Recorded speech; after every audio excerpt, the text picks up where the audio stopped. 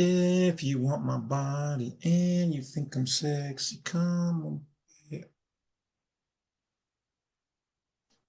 Oh, you guys really got to tell me when you turn the cameras on for recording. Embarrassing.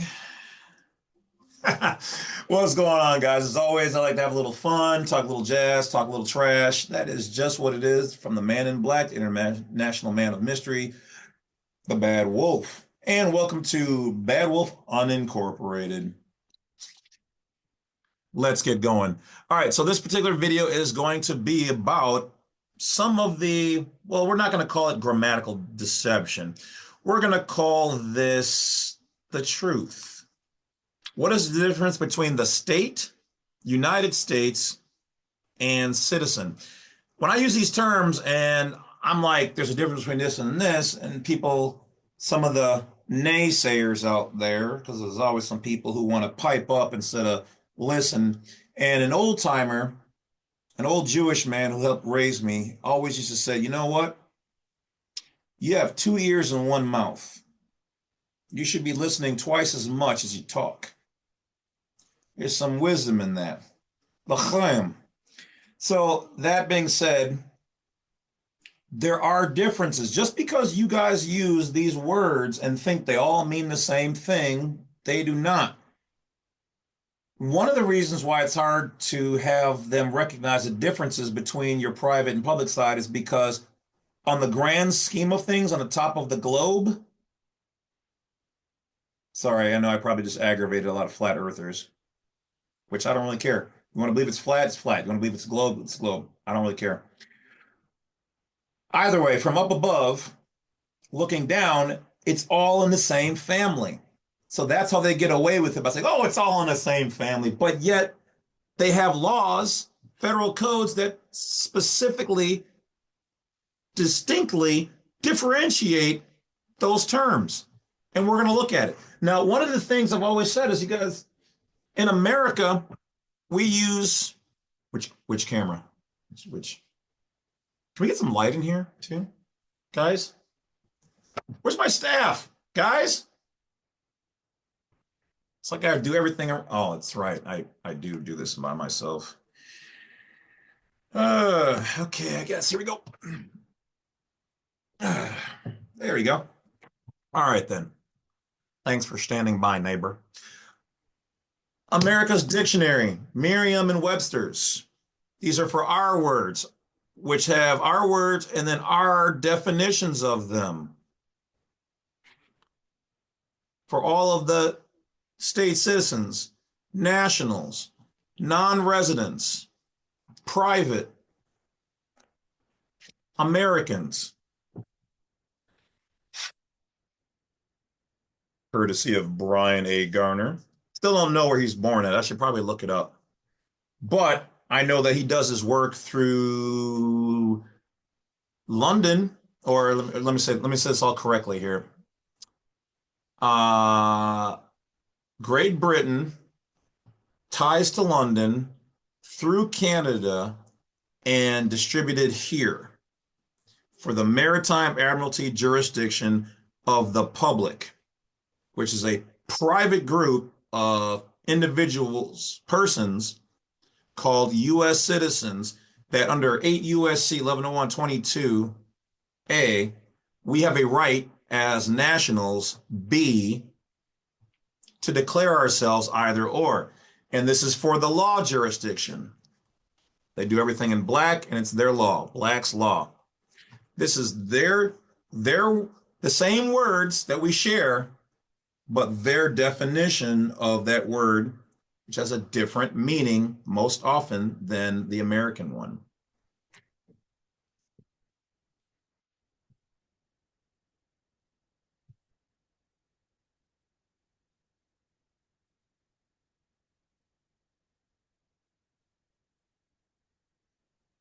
And for those naysayers who don't believe that constitutional law is a thing, well, Introduction to Constitutional Law by these two guys.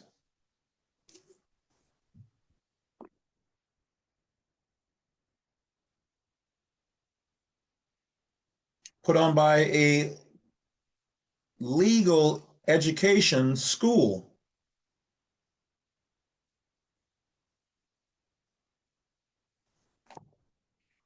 I believe these two guys are attorneys, if I remember correctly. They have a whole video series sponsored by Berkeley School, Texas of Austin, Yale, Cornell Law. Hey, I wonder if Michael Dorff from Cornell Law is one of the people who watches my videos and updates them. Maryland School of Law, Michigan. Yeah, all these New York, all these places seem to understand constitutional law, but some of the people who watch my videos, they want to bother and attack me, but why are you guys trying to come after the messenger? Okay, so they're both professors. Doesn't say attorney, so okay. So they may not be attorneys, but they teach this. And people want to, well, there's no such thing as constitutional law. The reason why lawyers and certain other people, police officers and some judges, they frown upon constitutional law because it's more powerful than they are.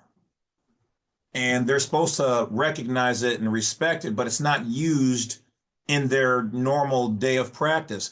So they try to downplay it like, oh, common law, constitutional law, private law, but yet all the wealthy people do that. And some of the government's secret agencies and corporations and things that they work with, they do these things through private means. So then it's not on the taxpayer list.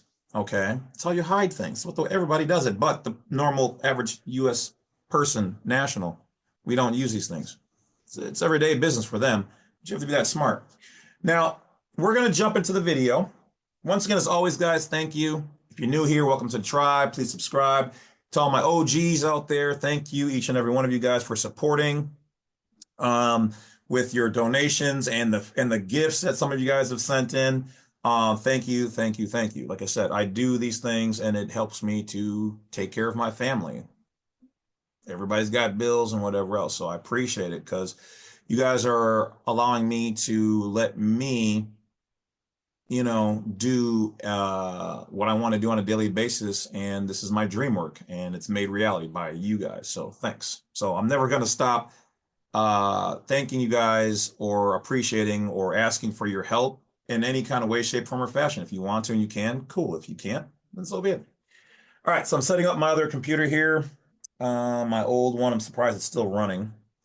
I really should get another, well, you can't see this one, but the main one you guys usually see me on is new. So I fired up the old one so that it's a little easier to do some content, though it just looks weird. So don't mind me. All right, so let's see what we got here. All right, so we're gonna fire it up. You guys ready? All right, so this is under 26 CFR 31.3121E-1-state. Lord have mercy, United States and citizens.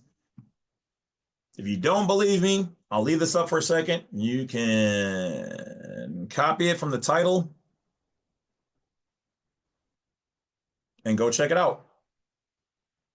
All right. Now I'm gonna have the AI read. Lovely AI assistant, please help us out here. Let's get going. 26 CFR 31.3121 E-1 State, United States, and Citizen. Section 31.3121 E-1 State, United States, and Citizen. A. When used in the regulations in this subpart, the term state includes the District of Columbia, the Commonwealth of Puerto Rico, the Virgin Islands, the territories of Alaska and Hawaii before their admission as states, and, when used with respect to services performed after 1960, Guam and American Samoa. Now, notice they said in here with respect, okay? And they're talking about the territory of Alaska and Hawaii, just those two.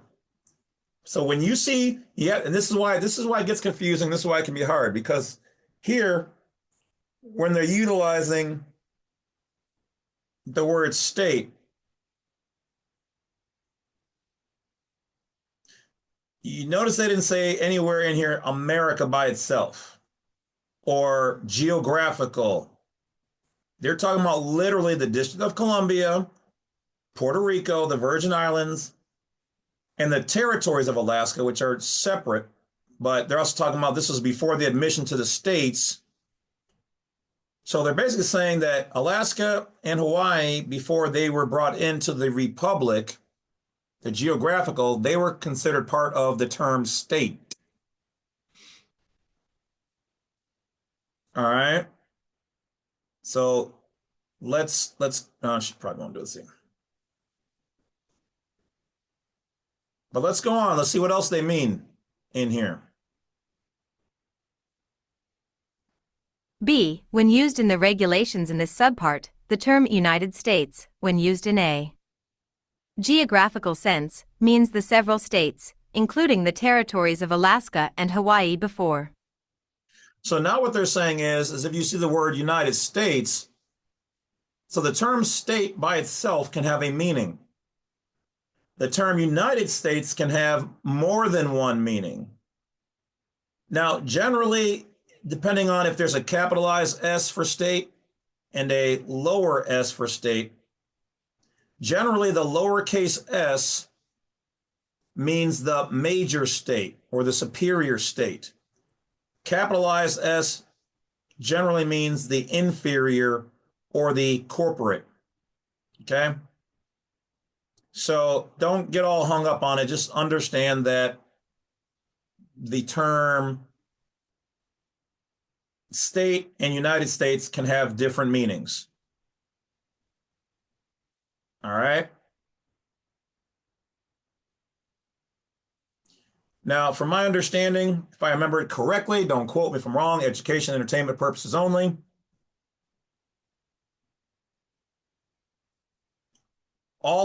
Let's see, okay, so when capitalized, it's supposed to mean the minor. The lowercase states mean the superior when used as is. So the lowercase state, so if this had a small s, this is supposed to represent the major or superior states, which is the republic, the organic, your Floridians, your New Yorkers. When capitalized, it's supposed to mean the corporate.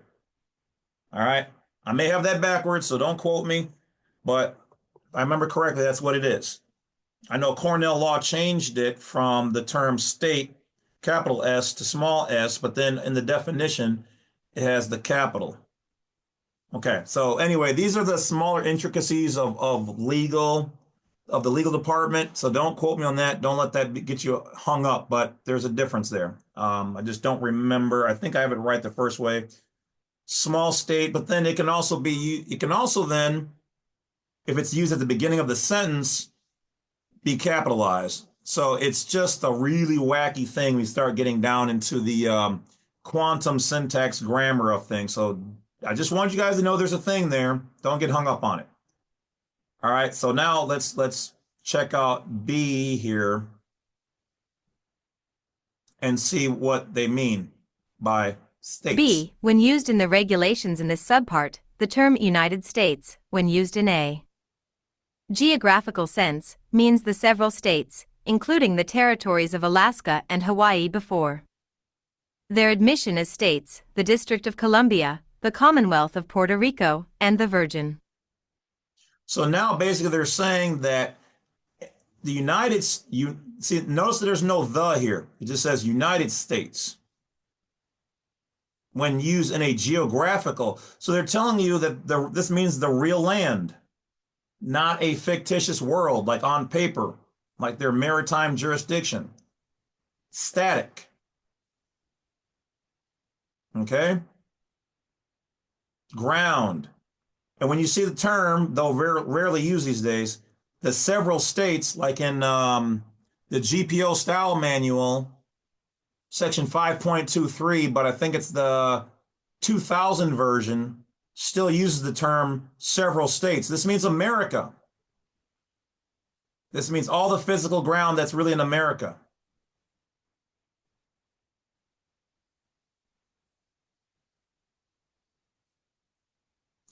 And then here they say the Alaskan territories again. So they're saying Alaska and Hawaii were in this quasi place where both were the same thing, almost like a sovereign citizen. They were both the same thing.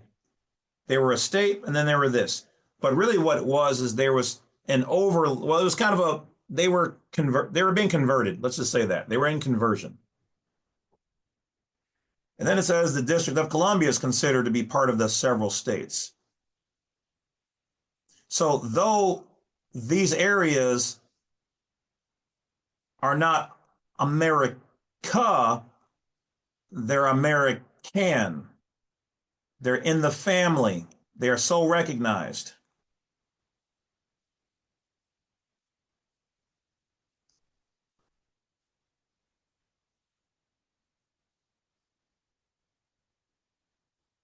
All right. So for this information, shout out goes out to Lady Bauer. And where we go? Okay, somewhere in here, right?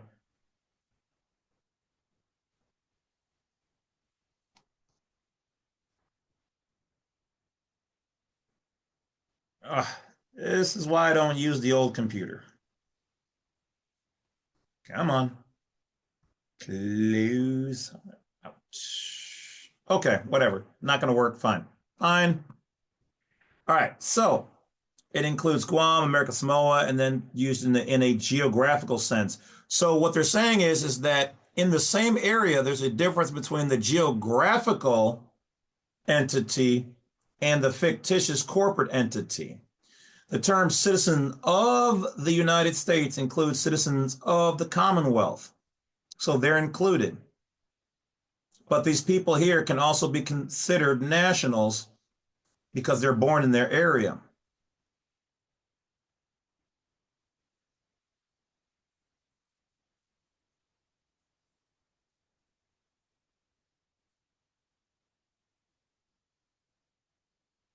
See if I can.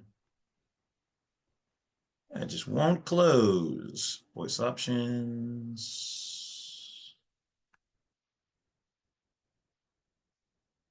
All right, whatever.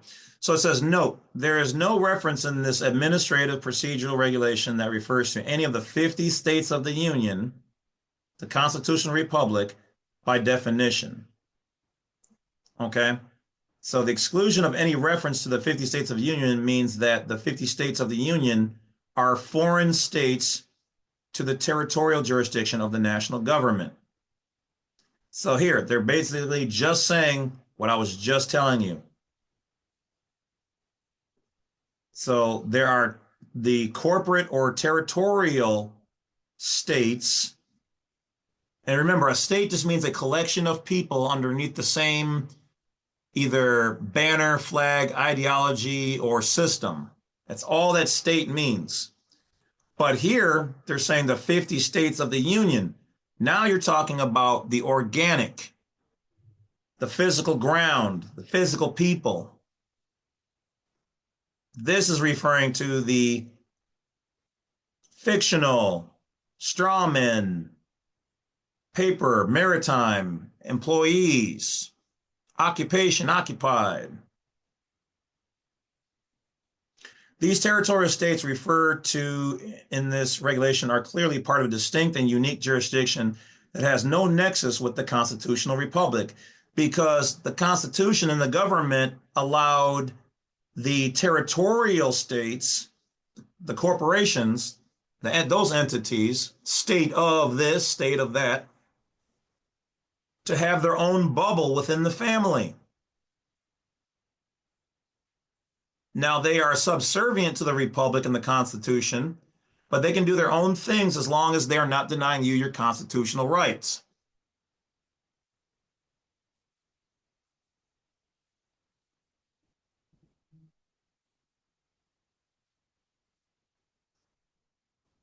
and these will always be the superior laws if any of them disagree.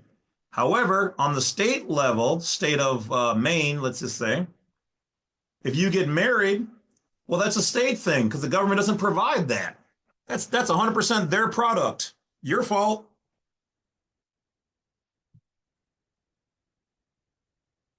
The same is true for the definition of the term citizen or U.S. citizen. This is what I've been talking about. Now you have to look at the combined word. This whole word here is a term. Citizen of the United States is a whole term. Depending on which word comes first, it's a different term. If it's used by itself here, small case C, by itself, just the word citizen is different than U.S. citizen, is different than citizen of the United States, but they're all underneath the umbrella of citizen of the United States.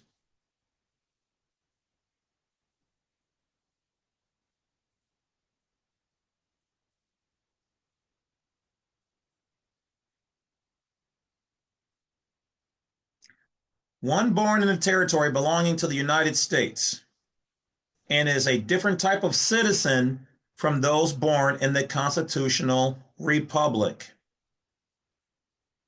So citizen of the United States combines everything, all things, federal, state, private person, all these things. But this means a specific type within the family.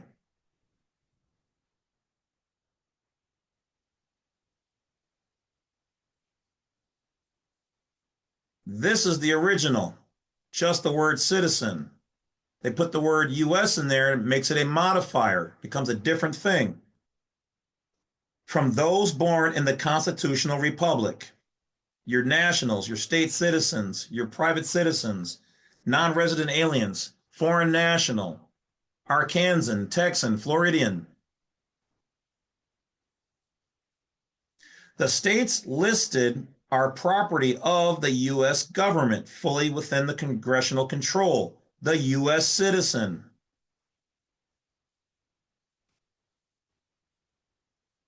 This is why I should tell you guys there's certain times when you want to differentiate. And then there's times where if you want the benefit or whatever else, then you agree to be a U.S. citizen. You want to get married? Well, I would get married in the private as a national and write up my own agreement. Or you can get married through the state and then makes it a three-party system. But isn't that polygamy? If you believe in God and you're only supposed to get married to a man and a woman, but by all means, people get married, do whatever you guys want to do. I don't really care. I'm just using this as an example. Don't get your panties in a bundle. So you're bringing a third party into it. So that's really a corporate merger of legal persons is really what it is. You've merged your legal straw person with theirs. That's why they can then administer your state provided trust. And they can say they can do whatever they want to do. So what's best for the state? This part may mess with some people's heads, and people may get mad at me or the content or whatever else. I really don't care. It's not my first rodeo. That's why they're going to do what's ever best for their corporate for-profit entity, which is to take, if you look at the scenario of a marriage, who generally makes the most money? Yes. So it's almost going to always be in their best interest to take the money from that simp. Like I said, this might make some of y'all mad, but I gotta bring it. I'm not going to bite my tongue now.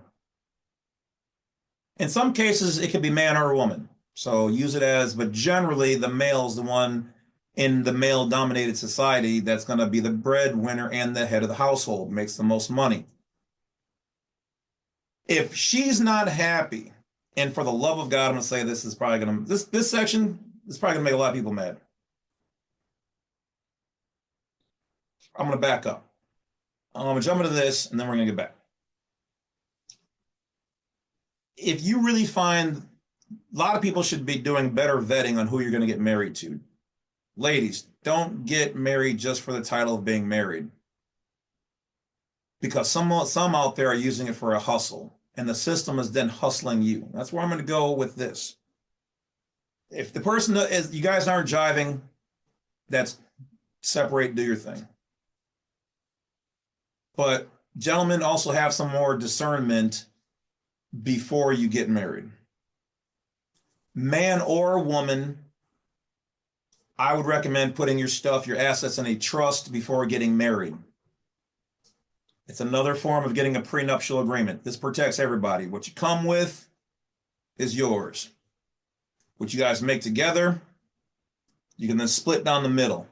It's the best way to get married, public or private, if you ask me.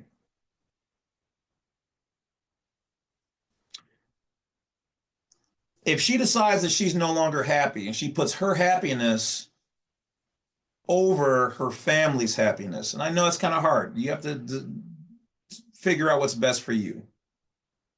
Generally said, a good man or woman will put aside their own personal happiness to make sure that the family itself is happy. And then when that gets to a certain point, usually when the kids are grown, then they break off things. Otherwise, you really should work to get to know each other and fall in love with each other again and remember why you guys fell in love with each other in the first place. And for the love of God, don't cheat. Don't even pay her back or him back by cheating. Don't do that. Be grown. Don't be petty. And I know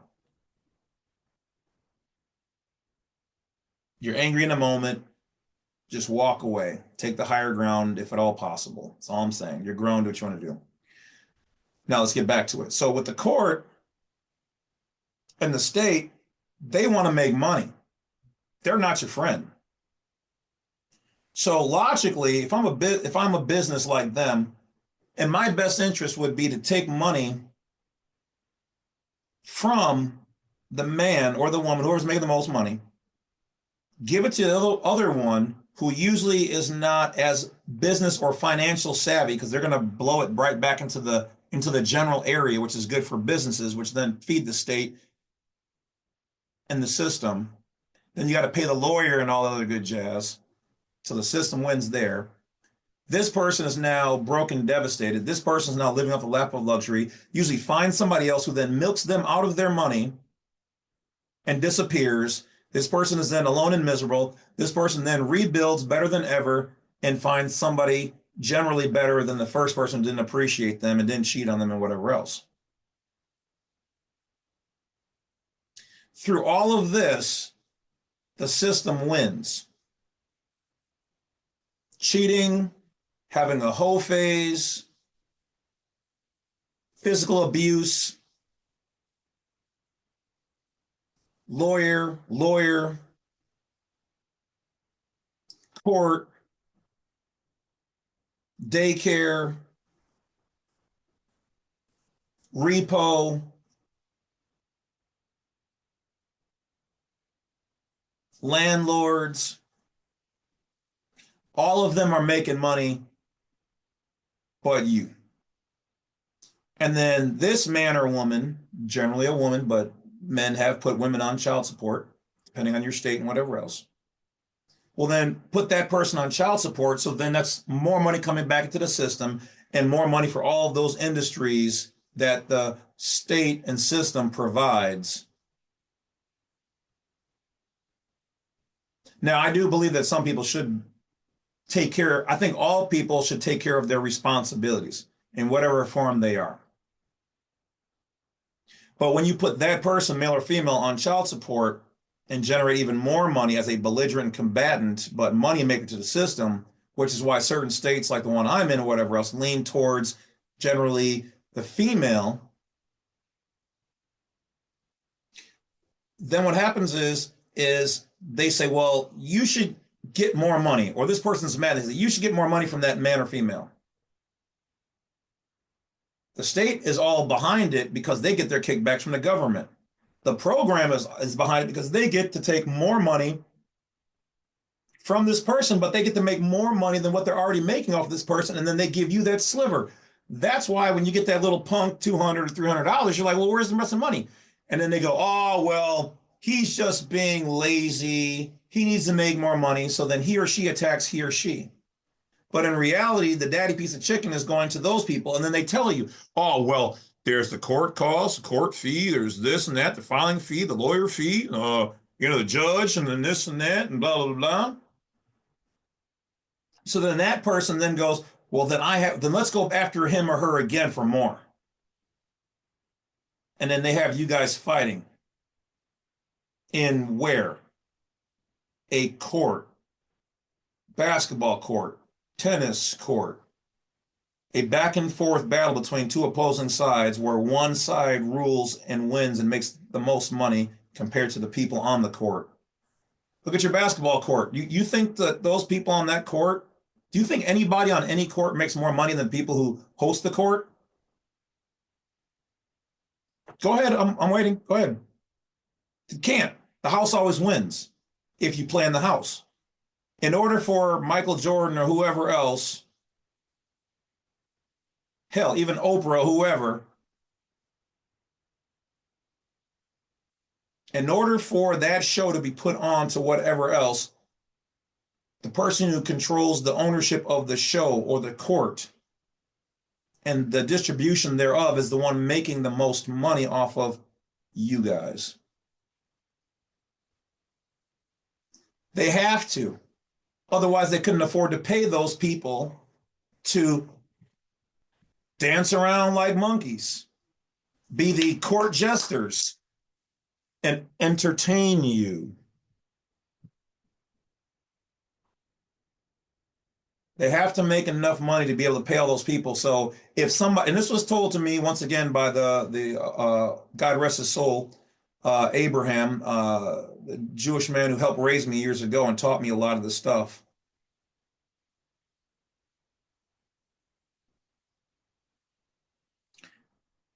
They have to make more money, is what he told me,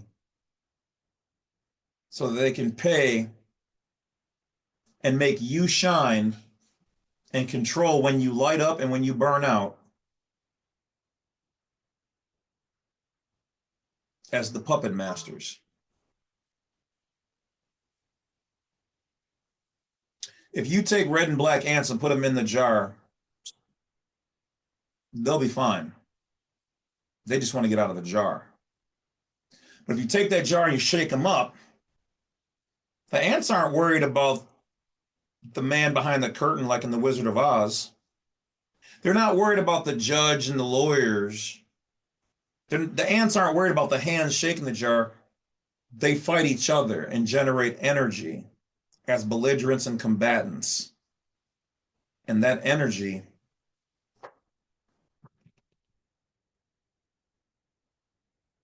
y'all ain't hearing me.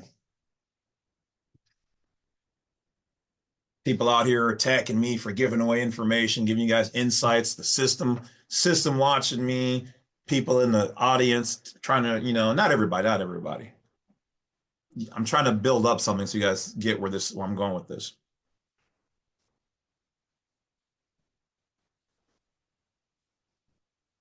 Your life force is energy, and they're harnessing each and every one of you guys from what you listen to, what you eat, what you drink, what you put on your body, washing yourself, washing your clothes, the shoes, keep your feet from being grounded to the ground, remove the ions, keep you indoors so you don't get any sun, so you don't get the vitamins from it, educationally speaking. Polyester, draining energy and ions from your body. The lights, sitting too close to your computer, the chemicals in your food and drink and the air, the addictive things that they put into certain chicken sandwiches.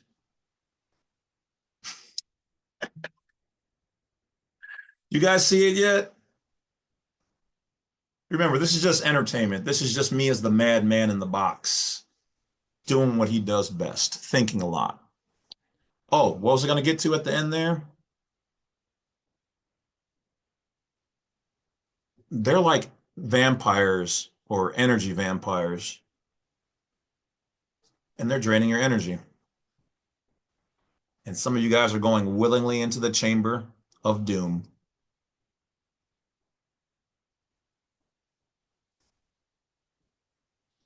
Or not. Close your cage, close your gilded cage, and keep doing what you're doing. Or understand there's levels to what's going on, and some of y'all don't have a clue. But you want to be mad at the person who tells you to think a little bit more and use critical thinking. There's a reason why certain agencies, fraternities, secret societies, orders have all approached me.